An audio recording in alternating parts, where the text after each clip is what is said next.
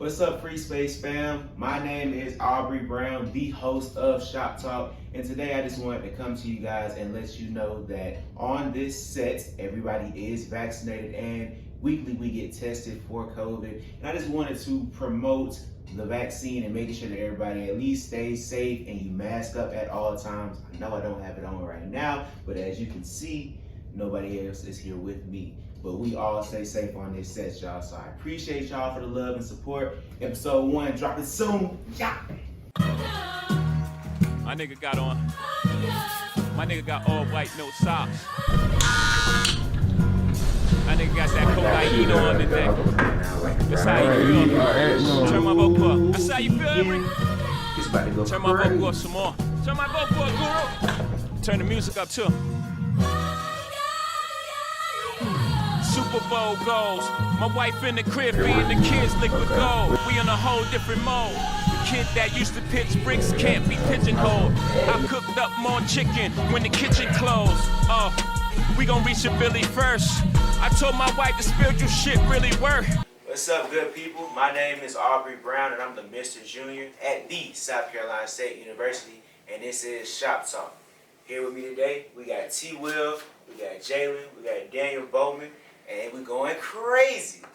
So, today we're going to talk about HBCUs. Let's get to it, y'all. Before we start the show, I want to do a little mental check-in. Mental health real serious. I want everybody to know that. So, like, mental health, where you at, 1 through 10? I'm out of 7 right now. Out of 7? Yeah, just working through it. For sure. What about you? Hey, I'm a 10 out of 10, baby. We Done? here.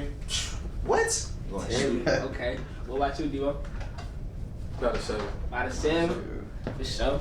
Me personally, I ain't caring, but I'm out of smooth 10, huh? I'll be chilling, man, you know? So, that's about it, though, but take mental health serious. That jump is real serious, for real, on God. Most Definitely, man. I got it. Alright, so the first question, y'all boys. What does attending an HBCU mean to you? You want me to start? To me, attending HBCU means being a part of the family and being a part of something bigger than yourself. Alright, well, for me, like attending the HBCU, I feel like I ain't really want to go to a PWI because I feel like that's not me. I would have been like, it would have been like a culture shock, and like I would have stood out even more than I do now. But being here, HBCU, the best HBCU, the illustrious South Carolina State University, if y'all did not know. Hey, that's a fact right I'm there. telling you, but being here, it's like, it's family. Like, you can feel the atmosphere. Like, it's family oriented. Like, everything is real. There's no faking, for real. Yeah, it's definitely family oriented. That's what I was looking for when I was choosing my schools, and like you said, PWI just wouldn't fit me. But being at a HBCU, to me, is just about continuing the legacy of those that came before us. Hey, that definitely is a fact, man. It's so crazy. I talk about how attending a PWI wouldn't be for you guys. I know for me personally, I was gonna go to Georgia State. I wasn't even gonna go to South Carolina State. But when I got there, I saw that people were just so set on their own path and not really willing to help. And when I came to state, shoot, as soon as I hit the door, hey, who you? Hey, come with us, come and come, you know? And it's just that loving nature of the HBCU. So I think that's what it means to me. It's just the love, the family, the atmosphere, the black culture that you get to see, that you don't get to see at home every day. Definitely get that. That's right. Strangers welcoming you every day. Like, you good, you straight. Like, you been to class, you ate. Right. I'm like, bro, I don't even know you, but you cool. I route you for you. Hey, You tough for that. On me and them alumni, boy, they gonna get you too, my especially mama, if you messing boy. up, bro. Oh my God. And I feel like I ain't got to fake the funk with nobody. Ain't Like, got I ain't to. got to. They know what's going on. They done been through it. Yeah. It's for real. Where's y'all boys? Well, that's a bet. We moving on to the next question, man. What is the one thing that you could change at your HBCU if you had the power to? Helping each other more, if you would. I mean, we help each other now, but like, when it come down to it, it's like, you gotta have your own back. I feel like we should be able to lean on other people, like, hey, I'm really down bad, like, I need some help. And they look out. I think they look out either way, but if we talking about from a holistic perspective, financial aid. Oh, yeah. Because Yeah. I almost got to let it out last week because she ain't dropped my scholarship in the honors college, but I ain't playing with her. Like, and it should, no student should ever have to go through that. Like, That's right. I know me personally, I got a 4.0 GPA. Why am I struggling for money? What's going on? Like, that just shouldn't be I happening. did my part. Right. So, Sure. Okay. So yeah.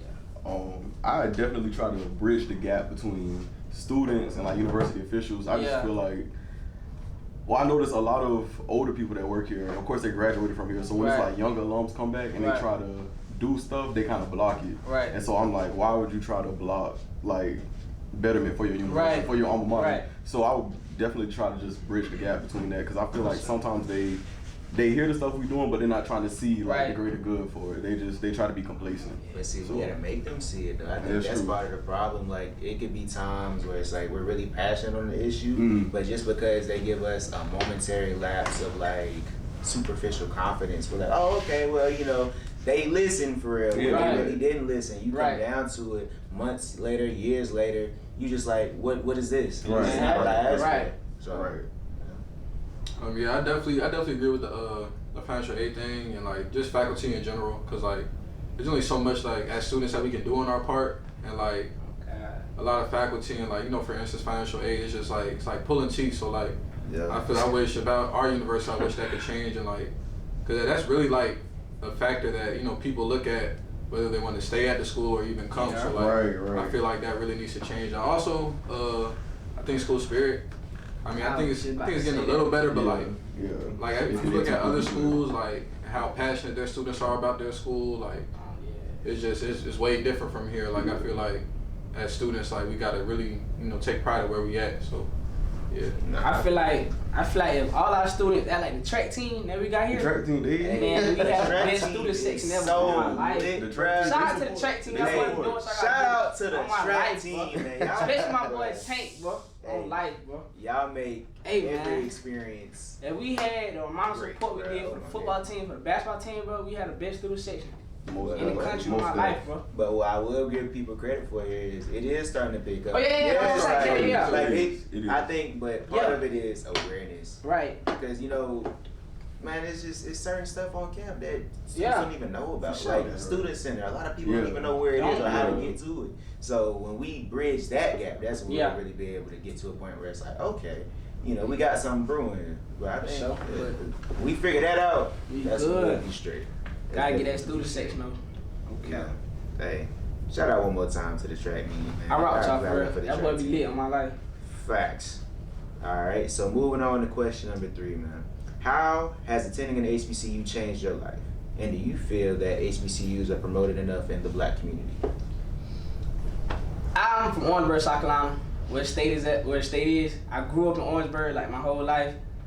So like around here, I'm telling you, around here, bro, you gon' hear about state or class, and I'm telling you, but it just so happened that my mom and my daddy, my sister, all my except one of my granddads, but my grandparents, aunts, uncles, cousins, all of them came to state. So it's like our family school for us. So when I was in high school playing football or whatever, got my office and things, I was like, Mom, I'm not going to state. She was like, you really don't have a choice. Like, my dad told me, he was like, you can go wherever you want, but the money going to state. So I mean, I'm like, well, I can't go to school if I ain't got no money, so I got to go to state. But it's a decision I do not regret at all. Like, state is really like slept on, basically. It is. I would say that. Nah, the state is definitely slept on, bro. And it's sad that it took for us beating Jackson State. Exactly. And the celebration of all them. Be like, okay, they got something down there, right? And they didn't think we was gonna do that. They didn't think so.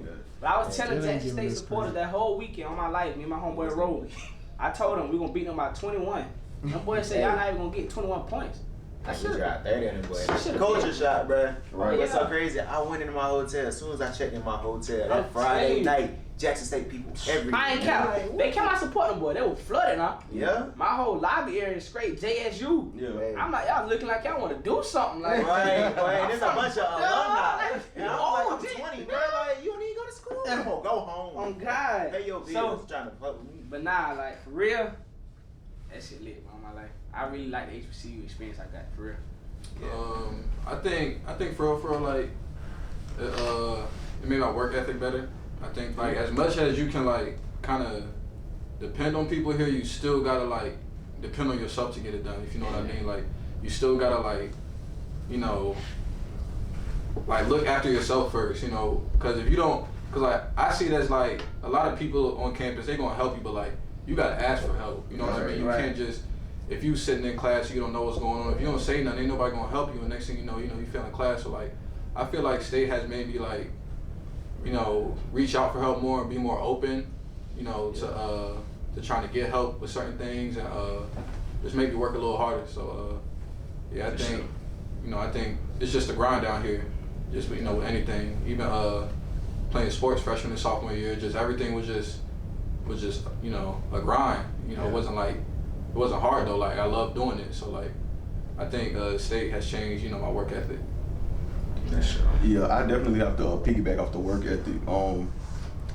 When I first came here, I didn't see myself like being in organizations or being in student leadership. It's giving me like this type of I don't know how to say it. What is giving? It's giving life change. Like it made me want to push for more, like for my university. And as far as being promoted enough in the Black community, I can speak personally. I feel like, well, okay, my high school is in Savannah, so we always hear about like Albany State, Fort Valley, like HBCUs in Georgia. But even then, they try to downplay those HBCUs, and I feel like they don't really push enough for more HBCUs, like HBCU college fairs and things like that. They're more so pushing towards, oh, you should go to Savannah State or you should go to Ogeechee Tech or something like that. I don't think they promote as heavily as they could. And of course, everybody doesn't have like the money to go out of state, but that still doesn't mean that you can't advocate for HBCUs or you can't have like HBCU fairs and stuff like that. So I definitely think that's something that my area of the Black community has to work on. I think my fault. Good. You good? I'm saying I just think people like they be forgetting that good things come from HBCUs. That's right. Not just athletically, but like academically and all. So once we get our kids to, well, I don't got no kids, but once we get the youth to realize that, they'll be a lot better. Right. That's a fact, man. For me personally, and my barber O came through earlier, and he can attest to this, bro. Like, we were at Richmond in Augusta, Georgia. There wasn't no HBCUs for real. They was promoting. I found out about state through my mama. So it's just like, I think when we can get to a point where we're promoting HBCUs at not just the Black schools, or not that this is the private Black schools, but every school that has a Black child should know what HBCU is. And it's a sad truth that we live in this world today, and that's just not the case. But hopefully we can get to that. Yeah. As far as how state has impacted me, it's just been so many ways, man. Like in high school, I was shy. I wasn't really the outgoing type. But when I got to college, it was just a different world. And it was a bunch of people that looked like me. Yeah. So like when I saw that, I just got comfortable immediately because I'm like, okay, well, they know what it is to be a Black kid and you kind of just struggling getting through life. So that's why I'm just forever thankful for state because it saved me in a lot of ways. That's a bit. Yeah, man. Moving to the next question.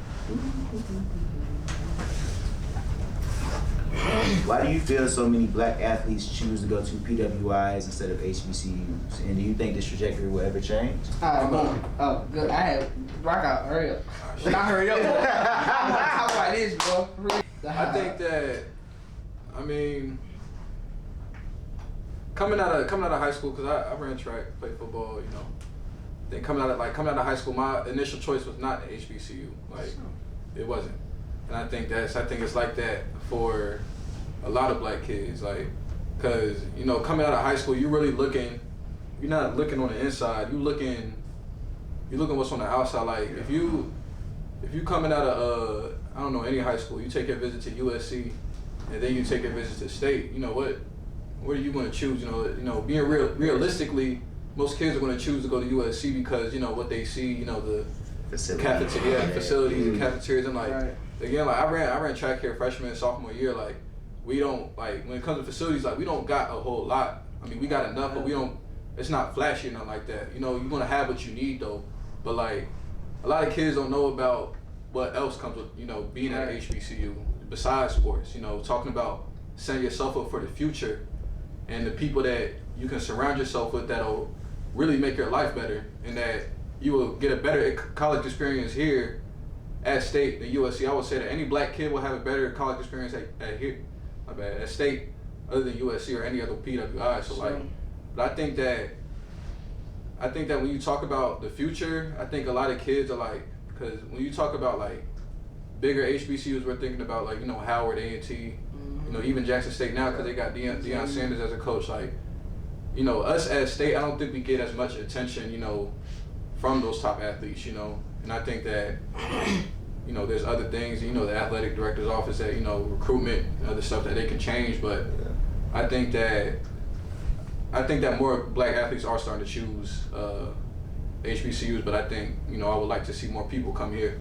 But that's why I was grateful that Dion went to Jackson State. Okay. You gotta think about it, like, that put us on a major scale. And yeah, Jackson State is like at the forefront of it, if you want to call it that. Cool. But we beat them in the Celebration Bowl, right? Yeah. So because they're getting the people they're getting automatically, that puts us in the same cast system. Right. So it's like, okay, cool. You know, South Carolina State can get some recruits. But I think, truthfully, the reason that these athletes choose PWIs over HBCUs is, like Dan said, aesthetically, but I think it's the brainwash. Because me being a high school athlete, we weren't pushed to go to HBCUs. Like I said, our school just didn't do it. But more or less so, when you talk about the coaches that even came to see us and recruit us at practices, those weren't HBCU coaches.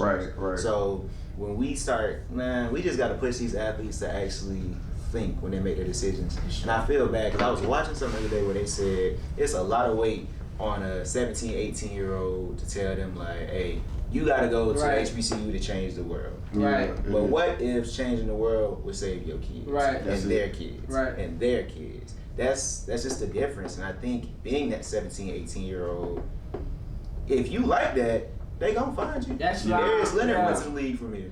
He tough. So they gonna find you if you can really play. So that's just my take on it. So my take, how I feel about athletes going to PWIs instead of HBCUs. I watch like YouTube and stuff, like, so I was watching the podcast, House of Athletes. I don't know if y'all familiar with that or not, but man, Channing, I forgot his last name, Channing though. He the light skin dude with the dreads. Are you talking about I Am Athlete? Yeah. He was talking with him. Shout out to y'all. He talking and stuff, he just like, basically, I got what he's saying, but I don't agree with it. He's basically saying HBCU can't give you what a PWI can, basically. They got more facilities, they got better training staff, better weight rooms, better equipment, better all that. And then they get to play in front of like 60 to 80,000 fans a game. So you come to an HBCU, you're not gonna see all that. But Deion Sanders was like, if you went to the glitz and glamours and stuff, I want you to go over there. But if you went to the real, like, you want to talk to somebody who done been through what you've been through, come over here and rock out. So I just feel like, young athletes not educated enough, because I got my homegirl, her little brother was like, nah, I'm going to Clemson.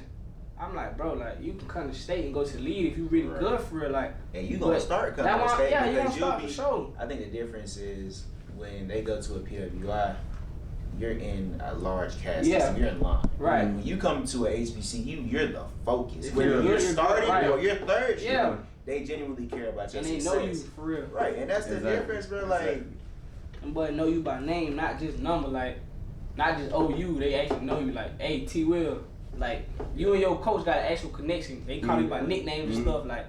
So I feel like PWI is not, it's not genuine. They just using you. I feel like that juice. That's it. But I feel like an HBCU though is genuine. Like, they actually want to see you grow. They actually care about you. Like, that's just me coming from a black school and a black high school and then coming to HBCU. I done seen it like firsthand. Yeah, I definitely agree. I think PWIs just, they feed you the materialistic stuff. Like, we can give you the money and we can give you the facilities, we can give you the locker room, all this other stuff, but they're not gonna give you the nourishment that you need for your matriculation. Yeah, you here to play sports or whatever, but you got to get a degree too. Right. And like you said, the coaches, they just know you by a number. They don't even try to, build a personal bond with you or nothing like that. So I just feel like a lot of people go there and they're like, oh yeah, I could go to this HBCU, but this PWI want to give me $20,000 more dollars. That's cool, but it's other stuff that you're putting on the line too. You're not really gonna get what you need for real. You know, I also take it to, like, being a competitor. Like, at the end of the day, like, I mean, I ain't have like 10, 20 college looks. I had a few options, but at the end of the day, I wanted to compete. That's what it was about. It was about continuing my sports career and where I could do that at. A lot of black kids get tricked into thinking that they'll be the guy at Clemson or USC but like, being realistic, like, you playing with dudes that's like really like way better than you, and like you, and like I'll take it to track, and what I seen it as, like, say if you got a kid come out of his senior year, he might be running a 40, a 49 and a 400, but he wants to go to Clemson where they new recruit is running a 45. How do you think you got to compete at Clemson? Right. So I think it's about kids realizing where they're wanted at and where they can continue their career at. Yeah. So where you can come to state and you can kind of be like, okay, I'm not really too far from the talent level, but I can work my way up there. Right. You know, instead of wasting work with you. 3 years on the bench at Clemson, and you done wasted your whole college career. You know, so and I think that high school coaches don't really, you know, teach kids that you will find a career at a Division I level. We play Division I teams. We Division I team program. They is D1. So like you're gonna get your comp, you're gonna get all that, and you're gonna compete, but you're not gonna waste your time. You'll be playing by, if you redshirt, you'll play the next year. You know. Right. I feel like what he said is true, but I feel like you're more likely to graduate from an HBCU than a PWI if you play any sports or whatever. Because I done seen it happen. Like people could have left their third year, but it's like this college experience. I gotta get this degree. Like I gotta have something to fall back on. It always come back to reality. You can't. The ball. My high school coach told me one time. He was like, "Man, y'all boys love football. This, that, and third, but the ball gonna go flat one day." Not saying that after high school the ball gonna go flat, but college maybe, or even if you blessed enough to play at the next level, NFL. It's gonna be someday that ball go flat. You gotta come at reality like, what am I good at besides football? So, That's right. Yeah, a lot of people don't think about that because if I'm not mistaken, y'all tell me if I'm wrong. The life expectancy in the NFL is like a year and a half, like legit. So what do you do after that year and a half? Right. Because even if you come straight out of college, that's what 22, 23. So then you looking at okay, I'm 25 and I don't know nothing about life. I ain't graduated, and then you try to go back to school. They ain't gonna take you back. You can't do nothing for them, and that's the problem. Like they try to use you up until you can't give them nothing anymore. And then once that's it, you just stuck, bruh. Stuck in this continuous cycle of being a black man in America that's oppressed. Nobody cares about. They only care about what you could do for them. That's it. It sucks. It's just a PWIs. I feel like it's just a sweeter way of being used. Put it that way. Yeah. That's all though. That's not talking down on them though, but just saying like. Nah, I'm talking down. You know, no disrespect, but sure. at the end of the day, no disrespect, but he right. Yeah. PWI can't give you what HBCU can, bro. They can't. That's just facts. You know, another thing with this new transfer rule, you know, they're not realizing that either. This new transfer rule, you can transfer and play the same year. So like, your coach not gonna tell you that he planning on bringing somebody in the next year and you.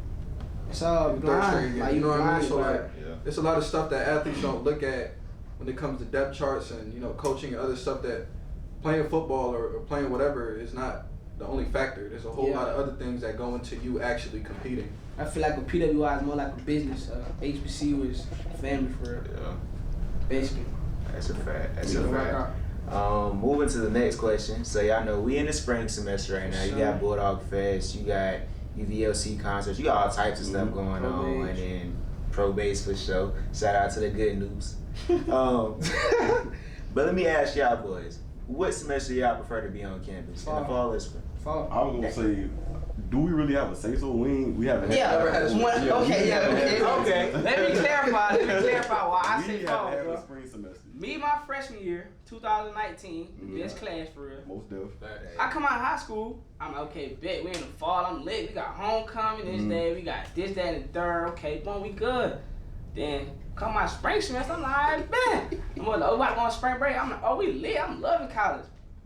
And March 13th happened. They was like, hey, we gonna give y'all another week. We're like, for okay, spring break. I'm like, another week? Oh, y'all lit. I love state. Them boys like, we can give you another week. I'm like, hold on, it's time to go back on the block. And I know what's going on. Too much. And they was like, man, y'all boys stay at home. We going Zoom. I'm like, man, I hate Corona all my life, bro. And what was so bad about it? Last year? Yeah. Oh, God. That was, ODB the that game. was Hey, shout out ODB, man. For real.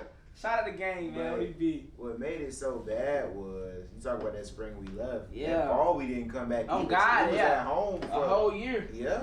An For entire real. year. And I just knew this spring was going to be like, I always hear about Bulldog Fest. Yeah. And then when I asked that question, it occurred to me, we never had Bulldog Fest. Never had a Bulldog Fest. So we just kind of I don't even know what to expect out of Bulldog Fest, but me from Orangeburg, bro, I've been to homecomings like literally my whole life. But I'm 20 years old. I have never missed a homecoming, bro. And it's always like that, bro. Yeah, from my experience, I definitely fall semester. I just think it's, you know, football season, homecoming. You know, you're meeting people. You know, the vibes are kind of, you know, the vibes are there because like everybody just getting back on campus and everybody, I just think I feel like fall better. Yeah, I probably say fall semester too, simply because everybody busy in the spring, people running around doing this, doing that. Spring semester is real quiet. Yeah. I mean, from what I can tell now, because it's really my first spring semester on campus.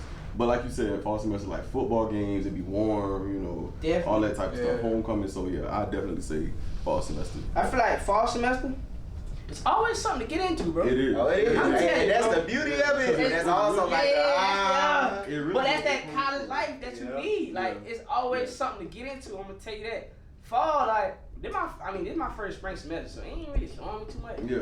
But I mean, hey, it might sweet. I don't know yet. After the probation and all that. Nah, when probate season come, yeah, it's gonna be lit. But you gotta think about it though. In the spring, like everybody trying to get in the entrance meetings and stuff. So it's kind of like, okay, well, I want to be discreet or whatever, but it is what it is. But y'all talk about vibes, right? So I want to spin that into the next question, talking about what do y'all think determines the perfect culture on the HBCU campus? Family. Yeah. Simple. Leave it at that. I feel like a lot of the newer kids, like class of 24, 25, they feel like they too cool to show school spirit. Yeah. Like above anything, you pay to go to school here. Like even if you don't, you might as well get to use. you ain't getting a refund. I tell you that. You don't join an organization or nothing. You gotta do something. Like it's just. You said what determines the perfect culture? The perfect culture. I mean, I just think everybody being like on one accord, everybody acting like a family, people actually getting out, networking with one another. It ain't even gotta be on nothing like business related, just going out just to see what's up. Like we tell people to come to the plaza all the time during the day. Nobody comes, like it'd be dead. Now, given Corona, COVID, all that type of stuff. But the perfect HBCU culture, you feel like you at home even if you're not at home. Yeah. So But I ain't gonna lie. So what I think starts that is the way that we're approached as freshmen. You feel me? That's true. One thing that I hate in every HBCU I've known does this in their orientation. They tell you, look to your left, look to your right. Somebody ain't gonna be here. Yeah. And automatically when you hear that, think about where people come from. When you hear that, it's like, damn, That's so I'm not even gonna graduate. Like, And I just got here. Right. Yeah. So I ain't even started classes yet. right, man, it's Yeah, I remember that day. MLK building. I ain't gonna count. I was at MLK. They was speaking or whatever. Dr. Bruce said. Yeah, she was like, I hate to say it, but in 4 years you're not gonna march down. You're not gonna walk across the stage with the person to the left or right of you. I'm like, bro, I don't even know this man. I don't know what he got going on. Like, you tripping. So I feel like HBCUs gotta stop saying that. You supposed to just push and hope everybody if they fall off, then that's on them. But They should be like, look to your left, look to your right. That's your family. Right. They should. I think A lot of people don't know retention. I think people gotta. 10. Go ahead, I think students really gotta stop stressing. Like that's the main thing that pisses me off. Like people just like stress. You be out with people and they just, oh my God, this and that, and just complaining. Like I feel like a lot of students I think like college, but you're supposed to be lit. Like what you like you're supposed to be. You're supposed to be. I mean, respectfully, like stay safe when you go out and this and that. But like I feel like students be stressing too much. Like let go a little bit. Like you know what I'm saying? Go out. You can't sit in the room all the time and then be like, oh, this school sucks. Oh, college is boring. College is boring. College is what you make. Like, I'm gonna tell that to anybody. So like, you gotta put yourself out there. Like as students, we gotta create a culture where and it's there a little bit, but you know the people that you see at the same. Right, we see the same people at the forums and the parties and shit. Like we see the same people, but if everybody were to come out, I think it would change everything. Everything. Like for real, everything. Like social media presence would be bigger and But you know why it is though, bro? Because part of it, they have the social media trail and all this digital trail stuff, and people be so. I know I was one of those people for a very long time. I just started going out for real, but that digital trail is different because when you get in the professional world, they looking at you like, oh, so you been this, that, and the third. Right. And that's off rip, especially with us being black. But we don't get second chances. We already got straight.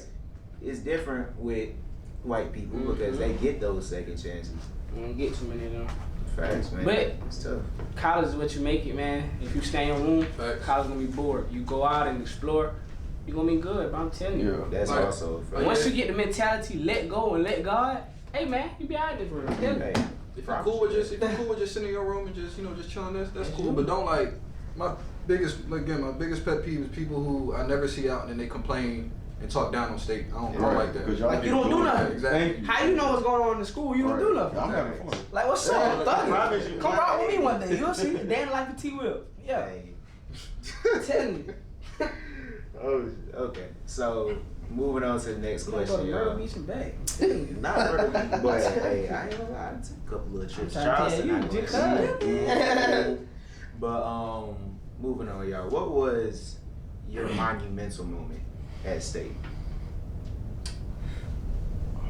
Oh, go ahead, Dan. I don't even. I'm thinking. I haven't. What you think? Man, to me, truthfully, my monumental moment was when I won Mr. Freshman. And it was when I won Mr. Freshman because I lost by like 2 votes. It's cool though. man, nah, you know you still my I know dog. how I feel. I lost by like 2 votes though. I ain't gonna even. Yeah. But it was a monumental moment for me because I felt like when I got here, I didn't have a real identity. Right. And that gave me Right. the chance to see like, okay, I could really do this and be great at this. Right. So I could reach a whole demographic of people. Like, I think that it's important that you have powerful black leaders, not just in the communities, but in school Right. that can go back to these communities and be like, hey, I did it, you can do it Right. too. So that's why it's been so powerful for me. For sure. I really appreciate it because I'm able to go home and people be like, hey, we see you doing this, that, and the third, and we're striving to do that. Like, I appreciate that. For sure. I don't, I'm gonna piggyback off of that. I think that because I was last year sophomore class president, but I think that I really kind of like saw things start to change like this year. Starting back in back in August, back in the summer when I was got elected junior class president. I feel like I was being started to see more as a leader to other students and not just people in SGA and CAB and other student organizations, but like being seen as like a leader on this campus, and that opened up a lot of connections for me, to different faculty, shout out Franklin, that's my dog now. And it just opened up a whole lot for me, because the thing that changed was, I'm off the track team now, but my presence on campus is a whole lot better, from when I was on the track team. So the way my life changed, I appreciate it, and I wouldn't change anything about it. Hey, it's really a blessing, though, man. Yeah. Like that, because you think you're doing what you're supposed to do, right? Right. You get pulled out of it, and you're like, well, damn, Like, man, what I'm this is doing what now, I'm like, doing, yeah. And then God just put you in another position. Finding I your really purpose. feel blessed, Right, yeah. right. Yeah. Oh, go ahead. Well, I'm about to say, for me, as it relates to this question, I guess I could say I'm still in like a monumental moment. Like this whole starting from August, like I became the chaplain for the SOLs. I became Mr. UVOC for the gospel choir. I became a class rep. Okay. And so now it's like people see me and they feel like, oh, let me ask Jaylen this, let me ask Jaylen that. Like I real life have kids on campus. Like I be taking my kids to the know it spot. sometimes, but Let me get back to you though. Hey. I be feeling important. Like I feel like, and that's what I want to do. That's part of the HBCU experience. Like the upperclassmen are supposed to help the underclassmen. I feel like I'm doing good. And people asking me, yeah, I'm doing my part. People be asking me for help. Can I come talk to you? I need help with this. I need help with that. Like that's something that I like to do. So I feel like I'm doing, like Daniel said, finding your purpose. I feel like that's what I'm doing. So I feel like I'm still in that monumental moment. Me, my monumental moment would have to be, one, changing my major, doing what I love. I'm about to be a middle level education teacher. As you should. I love kids. Not even about to be. You gon' be. Yeah, right. Put it that way. Teacher. I love kids. Like I have a passion for kids. Like, I really like. You see what I'm saying? But my monumental moment when I graduated high school, came to college.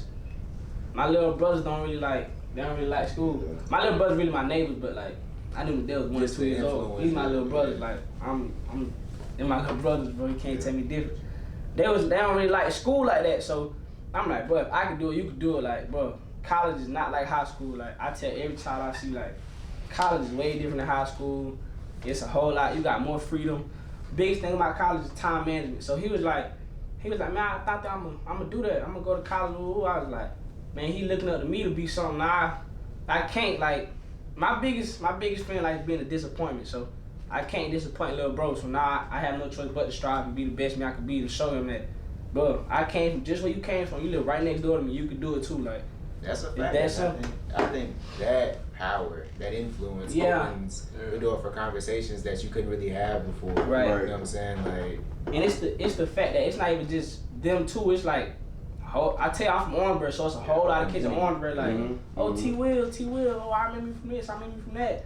Oh, I want to play receiver now. Or, I want to do this. I'm like, but so they want to get done up on that. I'm telling you, I'm like, put some mind to it, rock out, but like, that's it though. But shout out my little bros, man. Everybody stay safe for sure. Facts. Word, man. So we gonna really get into a quite funny question.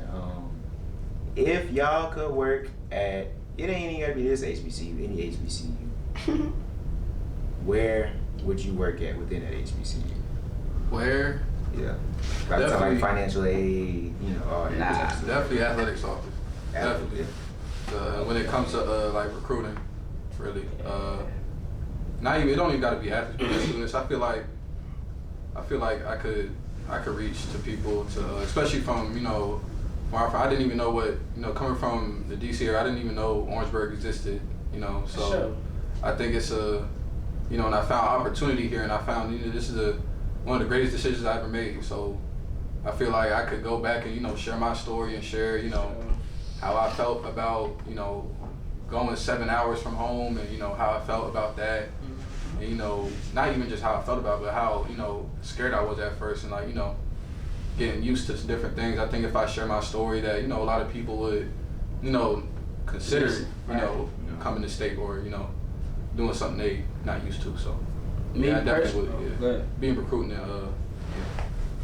Me personally, I ain't gonna count, that boy might not rock with it. That's on y'all though. You catch me in the pit of the calf, bro. I ain't gonna count, bro. That boy, he can go down, bro. Catch me on a Wednesday, fool. Hey, boy, my chicken. I'm slinging chicken dripped out, bro. I'm telling you, it better be good. I'm telling you, man. Not good, boy. I ain't gonna play with you, boy. This my reasoning though. I feel like you catch me on like a Wednesday, man. I ain't no telling what I got on. I'm telling you. Wednesday, I'm trying to test the details, bro. Like, so boom. A Wednesday, everybody named Mama coming to put on the best thing they got. Fried chicken Wednesday at the HBCU, bro. That's why I try to tell you. PW, I cannot give you that. A fried chicken Wednesday at the HBCU, bro, it's like a fashion show. Like, you from when the cab open to when it closed. I'm telling you, bro. So, I'm gonna be in there slinging chicken. You see what I'm saying? Slinging some chicken. I'm gonna watch everybody. It's like, I didn't help people before. I done serve people. Like, I've been in turkey drives and stuff like that, like just helping people out. So it's nothing new to me, but it's just the fact that I get to see these faces every day, and I'm like, oh, what you want, little bro? Like, talk, like, I want them to actually have that bond with me, that they can trust me and talk to me like how we talk every day. Like, just because I'm back here serving you or talking to you, like, it don't matter. Like, but I don't know what they got going in the calf. I remember freshman year, bro, right before we went home from COVID, I was actually serving on a fried chicken Wednesday, and so many people was actually happy to see me in there. I'm like, okay, what the hell they been doing to y'all in the calf, bro? Like, what's going on? Like, oh my, yeah, let me get that. I'm like, bro, like, I'm telling you. Oh, catch me in the, no cap. So, I've been trying to think about this question because I really don't know where I would work, but honestly, I feel like I'm not gonna name drop. I just feel like everything boils down to retention, and you don't have to work in student success and retention to know how to retain students. We love retention. You can work anywhere and practice retention. All you have to do is retain students. All you have to simply do is care about students, listen to students, help them in any way that you can. A lot of people on this campus be throwing students by the wayside, and then they wonder why our number's so low. Yeah, we just got rid of a trashy president, but at the same time, y'all don't know how to retain. Y'all do not care about these students. Y'all do not show any affection towards them. And you don't know what type of situation people can come from at home. Why would they come from a trashy environment? Oh, let me get away from home, I'm going to school, and get treated the same way. All you have to do is just care about the kids. So ideally, I would probably work somewhere like in admissions or probably the actual retention building. You know, just anywhere where you can show kids that you actually care about them. The way you talk to people can make or break their day, for real. Yeah, that's a fact. Challenge all y'all to tell somebody tomorrow that you care about them.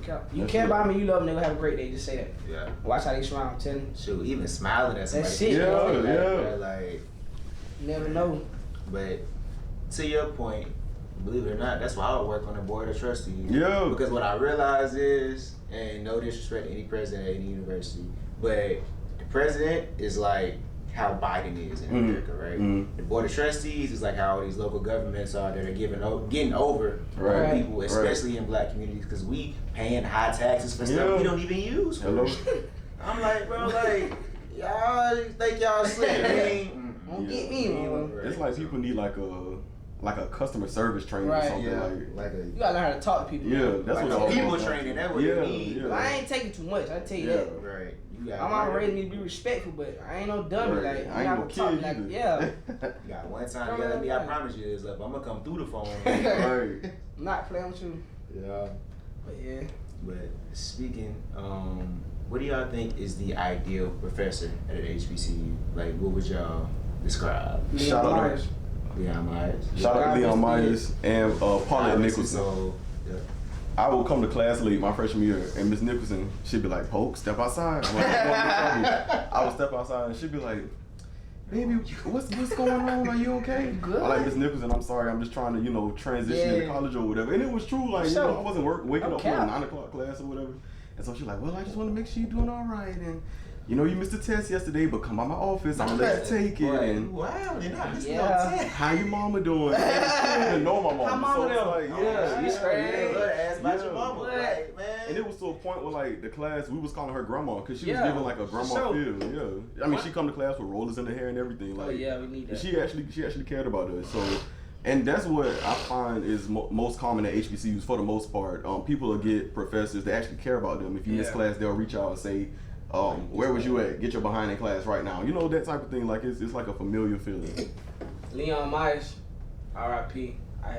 You was like, I ain't care. You was probably my favorite professor for real though. But the reason I say that, but I love math. So like, math come easy. I always been doing math. I hate math. I hate math. Hey man, math so easy. Math equal money. Money equal wealth. I gotta be rich. I need that math. I like simple math. Right. I hear you, but like math is so simple math. tedious, right? Oh yeah. Like it's one wrong mistake is over with. Yeah, you gotta start over. That's why you gotta pay That's attention. why I hate physics now. So the reason I say that cause he taught my cousin one time, and she sleeping through class whatever. Yeah. He like, "Oh, I'm not playing that."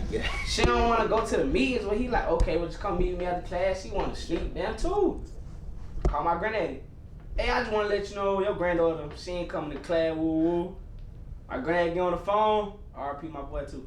He get to talking crazy to my cousin. "Man, get to class, woo, all that stuff." She ain't missing another class in my life. But when he taught me, it's like, okay, I know he got connections with my family. I ain't even about to play with him. Yeah. So when I get in class, it's like, he like, okay, I know your people, so I'm going to talk to you like, for real. Like, I ask him a question, we talk about it, I say something dumb while I'm talking, he'll cuss me out. He ain't scared to let you know what it is. Like, he real. Like, he actually care about his students. He want to see them do well. Yeah. And he don't want to wear shorts. Shorts. You can't wear no shorts, bro. No shorts, no Crocs. You better come with shoes on and some pants. But that man hates shorts, bro. I swear to God. My mama told me my freshman year, you know Orangeburg get hot. Oh, yeah. But one day, it was like a 95-degree day outside in the spring heat. Not playing. Man, he talking about some no shorts. And she was like, you crazy. Hey, not playing that shit, bro. I got a teacher for y'all, and I don't even know if everybody had it, but I know everybody heard about it. Brandy Wright. Oh, yeah. Brandy Wright. Shout out to Brandy Wright. Hey, but she goated, bro, because not only would she help you, she will hold you accountable. Right. And I think that's the biggest thing that any professor could do for any student is to hold them accountable. Because a lot of times, professors come in there, they write stuff on the board, do your work, no connection. You're just like, okay, I'm going to turn work in. And even if you're getting 100, you're not. That's not the point. I ain't learning She nothing. going to make sure that you learn. Yeah. She didn't put people out of class. She not playing. Just for not paying attention. Yeah. You get on your phone, or you go home. Out. Yeah. You can go home. You ain't got to be able to get out. But, and I've never seen a teacher like that, especially in high school. Right. Like, shit, you on your phone, okay, you just ain't gonna learn. Yeah. But, hey. Dr. Wright, I love her for real because Dr. Wright teach what, biology? Yes, we're going into biology, but it's February, so yeah, science is cool, but she gonna school us about Black history, or she gonna tell us why. She keep it real. Yeah, she keep it real. Why we need to do better as African American people as it relates to our health. Like, she's telling us stuff that's gonna help us in the long run, and she's still teaching the science and the biology or whatever. But going to Dr. Wright's class was like Like I'm about to go talk to my auntie real quick. That's the type of vibe. Yeah. Hey, and it's a beautiful conversation. Yeah. Because she can really teach you some stuff. Like you said, the Black History thing, like, man, she made me love being Black for a long time, and not even like tripping for a long time. I did not love myself because I didn't understand that being Black was okay. Being Black was beautiful. Because every time I was being Black, I was getting pulled over. Or I was getting put out of class. Or I was getting suspended for school for fighting. Like every time I was being myself, it was an issue. And that was the first time in my life I legitimately felt like It's you okay can be to Black be and it's yourself. okay. Yeah, Man, I really enjoyed that.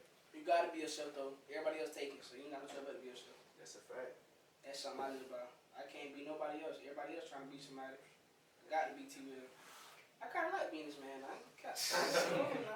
whole lot of people want to wear these shoes, but they don't know what go on. That's right. T. Will is them. That's a bet, man. That's a bet. So we're gonna get in the last question of the episode, and yes, it is the last question. I'm sorry we had to go, but shout out my boy Quinn though. Sorry he couldn't make it. Can you let me ask a question? My boy Quinn, man. Shout out to Quinn Sean. Y'all gonna see him on the next Yeah, episode. he back, man. It's lit. It's lit. But as an HBCU graduate, how would you give back to your HBCU? Me, personally, I think I have to chip in like every part. I'm be rich, y'all, but I ain't gonna count. I tell y'all, I gotta be rich. You speaking So, to assistant? Every like piece, I'm gonna have to athletics, financial aid, bookstore. I'm gonna have to do something to give back, like so I don't just make it and forget where I came from, basically. Or people don't think. Well, I don't care what people think, but so people know that I'm still like here. Like I still care about my HBCU. I care about my community and all that. I think for me, it's bigger than state. I think that like I've been in South Carolina. I mean Orangeburg for what? Been going to school down here for going on 3 years, and I think that I really want to see like Orangeburg become a college town. I think that it's possible, and I think that when I get to where I need to be, financially and this and that, I will definitely like invest in Orangeburg. Try my best, to make it how I would have wanted it to be, and like when I feel like when that gets better, Orangeburg itself and state is hand in hand. So like what's happening out there it goes hand in hand what happens, and here vice versa. So I would definitely come back and build up Orangeburg. That infrastructure is lit, but I'll be real with you. And not to say that we don't have enough scholarships, but I would give more scholarships. Because I definitely think, me maybe I'm gonna be that guy one day. But I see so many kids struggle, and they don't have the 4.0, even a 3.5. But nothing's wrong with having a 3.0. That's still cum laude if I'm not mistaken. So those kids need to know that they matter too. Just because you ain't got the highest GPA doesn't mean you can't get no money. That's what I'm saying. Like you can't get nowhere, and you want to give people opportunity. I think that's where we lack at a lot of times because we're so interested in the cream of the crop, but the cream of the crop ain't always the cream of the crop. Exactly. Everybody ain't the top guy or the top girl. So I really think that not just as state, but like as a country, I don't think that money should be a reason to why you have to stop your education and to why you should have to, people come from, whatever walks of life, but, you're trying to do something to better yourself, but you owe this much to the university, you got to stop. I think that it's not fair, and I think that, not fair to, we grown, but, in a sense, we still kids, we don't have thousands, we're not running around with thousands of dollars, and, so I think that it's unfair for, children to be sent home and students to be sent home because money is an issue, so I think that definitely, should change, not just at school, but, as a country. For sure. And the crazy thing about it is, bro, with those students, when you send them home, look at what you're sending them back into. They ain't got, especially if it's a toxic household, they may not even have a household to go back to. I wish that they cared a lot more about that aspect. Because, man, I think, truthfully, that just shouldn't be happening. Like, there's no reason that when the whole balance clear thing happened, there's still people like, oh, my balance ain't clear. Like, that just should not happen.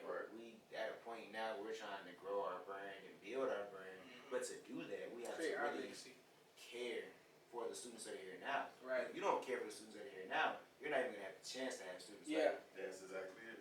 and it's just an issue we gotta fix. Not even just here. It's all HBCUs. That's retention. Hey, that's definitely That's retention. That's We love retention. retention. But it's just something I've seen, not even at just this HBCU, but at a lot of HBCUs. Because I know y'all have heard the stories about Howard and how they living outside. Yeah. Because they won't clean their norms that they're supposed to and have them adequate for living space. Like, I'm not going to live in no damn mold, so I'm going to expect them to live in no mold. Like, that is really just... Shout out my little brother, he go out. I'm 81 football, 10 next up. But nah, them boys living rough up there, he told me. Them boys are living rough. And I know for a fact I'm gonna be giving back, money, scholarships, grants, all that type of stuff. But I don't think a lot of alums realize that even something as simple as coming back to just talk to the students that are here, Right. that goes a long way. Giving them guidance, giving them some type of direction, or things like that. It definitely goes a long way. So, after I graduate and get myself situated, I plan on being a prominent face on this campus. I might get a little statue. Got it like outside the SHM, boy. Going stupid. But yeah, man. If nobody has anything else, y'all boys good. Y'all squared away. Hey, that's a bet, man. Thank y'all so much for tuning in. Shop Talk by Free Space. You hear me? No going on. AB signing out. Let's get it. See where it's at, man.